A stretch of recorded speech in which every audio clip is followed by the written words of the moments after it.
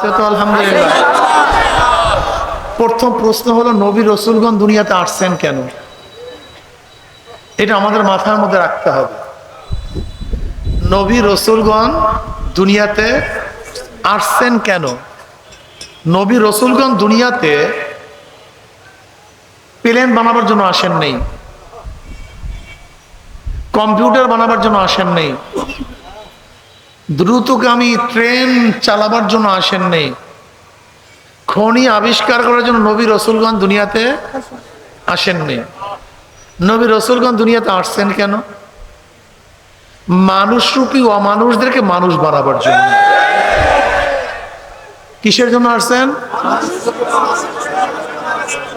আবারও বলেন।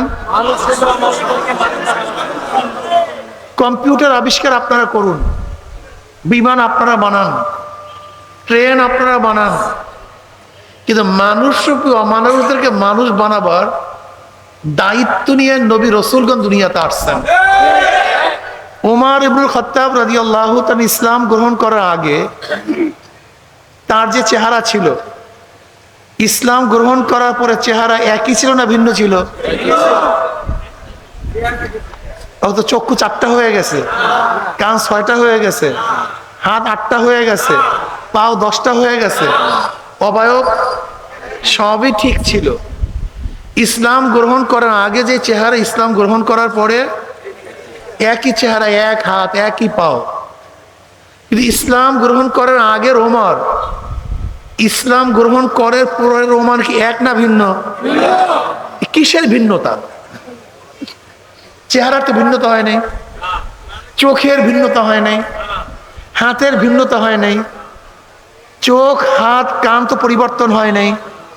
অথচ আমরা সবাই বিশ্বাস করি ইসলাম গ্রহণ করার আগের ওমর, ইসলাম গ্রহণ করার পরের ওমর এক না। সে অর্থের পরিবর্তন হয়নি, শিক্ষার পরিবর্তন হয়নি, ক্ষমতার পরিবর্তন হয়নি। ওমরের মধ্যে কি পরিবর্তন আসছে? কলবের। জোরে বলেন, কি জোরে বলেন? এই কথা আপনারা বিশ্বাস করেন কি করেন না? ওমরের কলবের পরিবর্তন চলে আসছে। বেলালে হাবশি ইসলাম গ্রহণ করার আগে যে গোলাম, ইসলাম গ্রহণ করার পরই একই। হযরত আবু বকর রাদিয়াল্লাহু তাআলা নিজের অর্থ দিয়ে তাকে আজাদ করছেন। যেই কালো লোক সেই কালো লোক, যেই হাবশা সেই হাবশার লোক। কিন্তু বেলালে হাবশি ইসলাম গ্রহণ করার আগে যে বেলাল ছিলেন, ইসলাম গ্রহণ করার পরে বেলালের মধ্যে পরিবর্তন আসছে কি আসে নাই? বেলাল কেমন দামি হয়ে গেছে! বেলাল হাটে জমিনের মধ্যে, পায়ের আওয়াজ আরশের মধ্যে। বেলাল আজান দেয় জমিনের মধ্যে, 7 তবক আসমান ভেদ করে আজানের শব্দ চলে যায় আরশের মধ্যে। অর্ধজাহানের বাদশা ওমর ইবনে খাত্তাব রাদিয়াল্লাহু তাআলা আনহু যখন বেলালে হাবশি রাদিয়াল্লাহু সম্বোধন করতেন, কি বলতেন? সাইয়্যিদুনা বেলাল, আমাদের নেতা, আমাদের সর্দার বেলাল। বেলালের তো চেহারার পরিবর্তন হয় নাই। বেলালের কি পরিবর্তন হয়েছে বলেন? সবাই বলেন মাশাআল্লাহ। দাহিয়াতুল কলবি রাদিয়াল্লাহু তাআলা আনহু খুবই আকর্ষণীয় ব্যক্তি ছিলেন, সুঠাম দেহ বিশিষ্ট।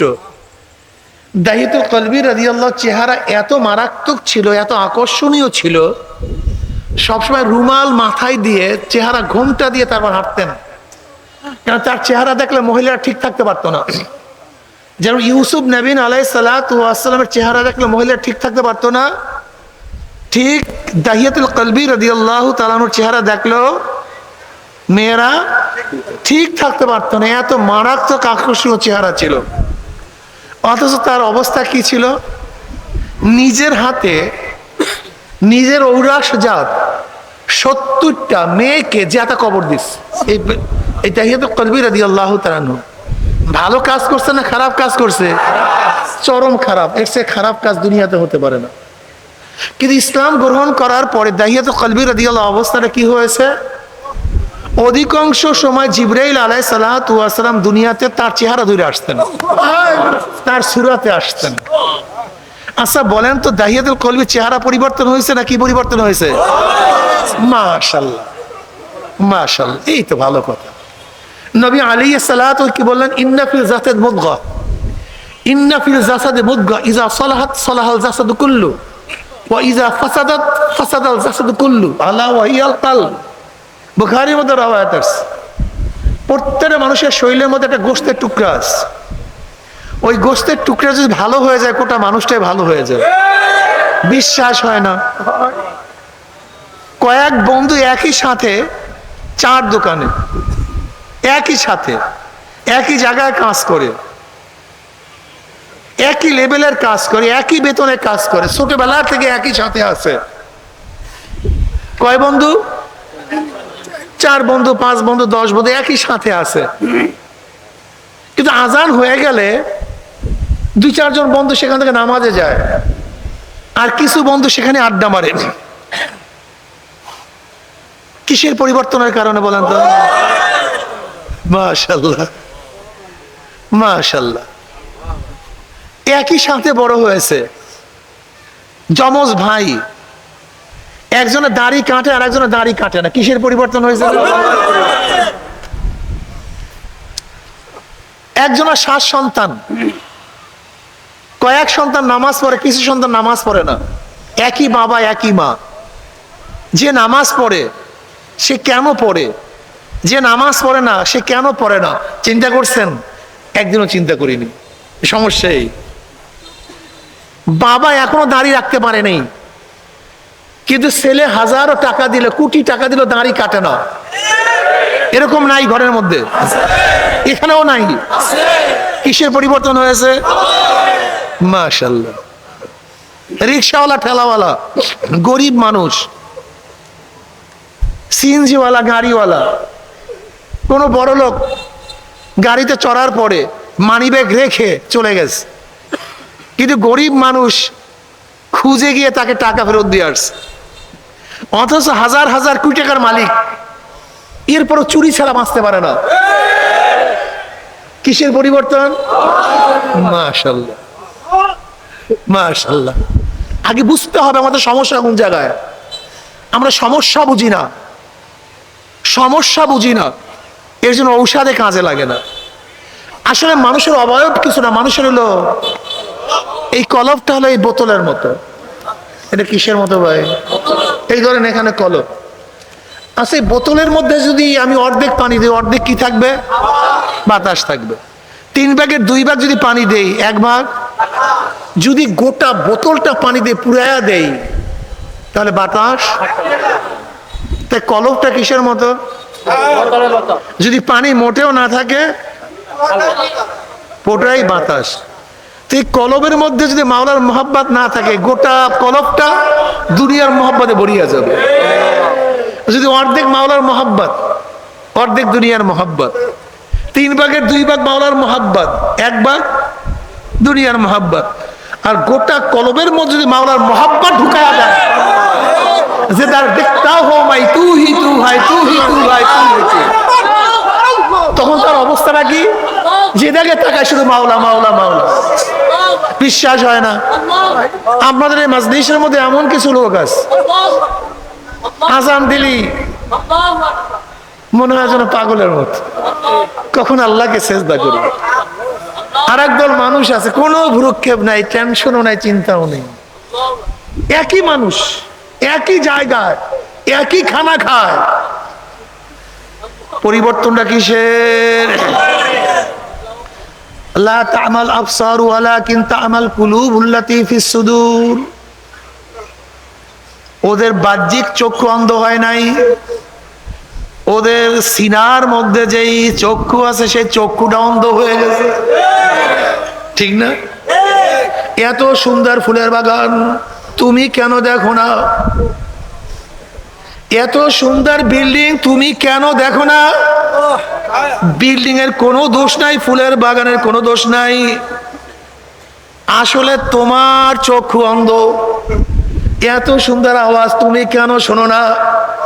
আওয়াজের কোনো দোষ নাই, তোমার কান বহেরা।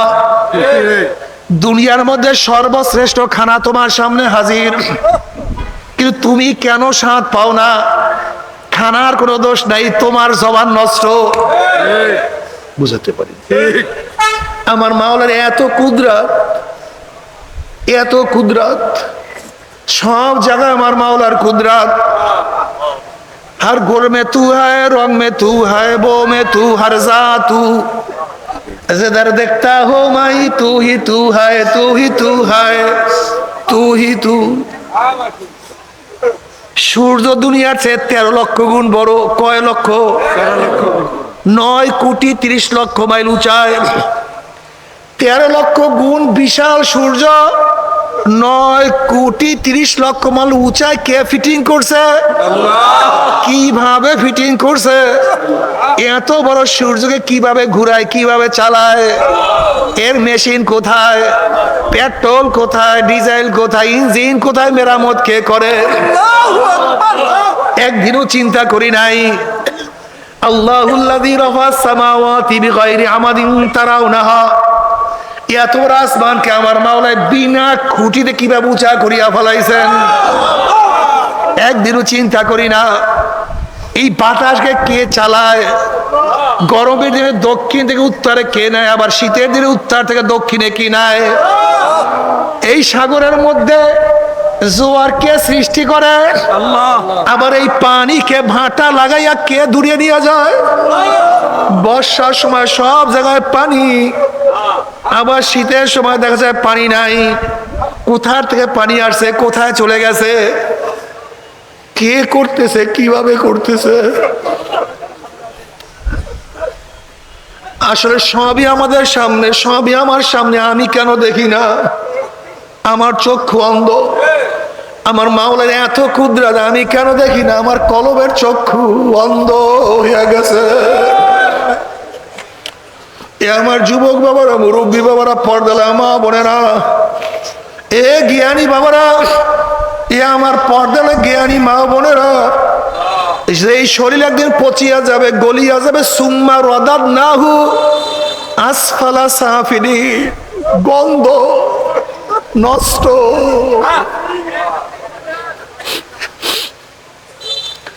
ওমর বিন আব্দুল আজিজ রহমাতুল্লাহ আলাইহি ফরমান, এ গোটা দুনিয়ার মানুষ, তুমি যাকে যত মহাব্বত করো, মৃত্যুর 3 দিন পরে তার দিকে তাকাইতে পারবা না। তোমার স্ত্রীর চেহারা পরিবর্তন হয়ে যাবে, স্বামীর শরীর ফুলিয়া যাবে, বাবা শরীর থেকে ফুলিয়া ফুলিয়া ফাটিয়া পুষ পড়তে থাকবে, মা শরীরের মধ্যে গন্ধ। সুম্মা রাদাদনাহু আসফালা সাফিলিন, যেই শরীর পচিয়া যাবে, ক্ষয় হয়ে যাবে, লয় হয়ে যাবে, সেই শরীরের জন্য কত ত্যাগ করছো, কত সাধনা করছো, কিন্তু যেই রুহুর কোনো ক্ষয় নাই, লয় নাই, ধ্বংস নাই, সেই রুহুর কোনো ধ্বংস নাই, সেই রুহুর কোনো টেনশন চিন্তাও তোমার মধ্যে নাই।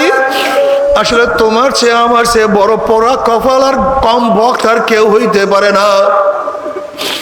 রুহুর চিন্তা করো, রুহুর খেয়াল করো, রুহুকে সুস্থ করো, কলবটাকে পরিবর্তন করো। যদি কলবকে পরিবর্তন করিয়া কবরে যাইতেই পারো, কবরটা জান্নাতের বাগিচা হয়ে যাবে। কলব পরিবর্তন করিয়া কিয়ামতের ময়দানে উঠতে পারলে আমার মাওলা আরো সে নিচে জায়গা করিয়া দিবে। কলবটাকে ঠিক করিয়া কিয়ামতের ময়দানে উঠতে পারলে আমল নামার ডাইন হাতে পড়িয়া যাবে। فأما من أوتي كتابه بيمينه فيقول هاؤم اقرءوا كتابيا إني ظننت أني ملاق حسابيا فهو في عيشة راضية في جنة عالية قطوفها دانية كلوا واشربوا هنيئا بما أسلفتم في الأيام الخالية। আমল নামার ডাইন হাতে পড়িয়া যাবে, চেহারা উজ্জ্বল হয়ে যাবে। ইয়াউমা লা ইউখজিল্লাহুন নাবিয়্যা ওয়াল্লাযীনা আমানু মা নূরুহুম ইয়াসআ বাইনা আইদিহিম ওয়া বিআইমানিহিম। ফুসরাত পাড়ি দিয়ে আমার মাওলার জান্নাতে চলে যাবে। আল্লাহ কবুল করিয়া নাও। আমিন। আর কলবকে যদি পরিষ্কার না করিয়া কিয়ামতের ময়দানে উঠো, وأما من أوتي كتابه بشماله فيقول يا ليتني لم أوت كتابيا ولم أدر ما حسابيا يا ليتها كانت القاضية ما أغنى عني ماليا هلك عني سلطانيا خذوه فغلوه ثم الجحيم صلوه ثم في سلسلة ذرعها 70 ذراعا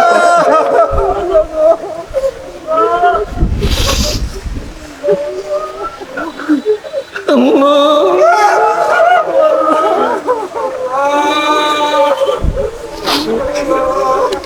ও যুবক বাবারা, ও গরিব বাবারা, ও ধনী বাবারা, ও শিক্ষিত মূর্খ বাবারা, ও আমার পর্দালা মা বোনেরা, আল্লাহ না করুক আমল নামে বাম হাতে পড়িয়া যা। আল্লাহ বাগলো খুজু ফাগুল্লু হয়ে ফেরেস্তার নাফরমানকে ধর, ওই নাফরমানকে বান্দিয়া ফেলা। এই অর্ডার দেওয়ার সাথে সাথে, হুকুম দেওয়ার সাথে সাথে একদল ফেরেশতারা 70 গজ লম্বা লম্বা আগুনের শিকাল দিয়া নাফরমানকে বান্দিয়া ফেলাইবে। যেরকম কুকুরের পার মধ্যে শিকাল লাগাইয়া রশি লাগাইয়া টানতে টানতে কুয়ার মধ্যে ফেলাইয়া যায়, ঠিক নাফরমানের হাত পার মধ্যে জাহান্নামের শিকাল লাগাইয়া। কত বাবা দেখবে ছেলেকে টানিয়া নিয়ে যায়, কত ছেলে দেখবে বাবাকে টানিয়া নিয়ে যায়, কত মা দেখবে মেয়েকে নিয়ে যায়, কত মেয়ে দেখবে মাকে নিয়ে যায়, কত ভাই দেখবে ভাইকে নিয়ে যায়, কত মালিক দেখবে গোলামকে নিয়ে যায়, কত গোলাম দেখবে মালিককে নিয়ে যায়, কত পীর দেখবে মুরিদকে নিয়ে যায়, কত মুরিদ দেখবে পীরকে নিয়ে যায়। নাফরমানকে টানা শুরু করবে, নাফরমান না যাওয়ার জন্য কিছু ধরার চেষ্টা করবে, কিন্তু যা কিছু ধরবে সব সিরিয়া যাইবে, সব এইভাবে টানতে টানতে জাহান্নাম। বাবারে, ও যুবক বাবারা, কোরআন কোনোদিন মিথ্যা না, হাদিস কোনোদিন মিথ্যা হইতে পারে না, আল্লাহ নবী কোনোদিন মিথ্যা বলতে পারে না। কোটি কোটি আল্লাহ ওয়ালা আল্লাহর ওলিরা কোনোদিন মিথ্যা কথা বলতে পারে না। বাবা ফের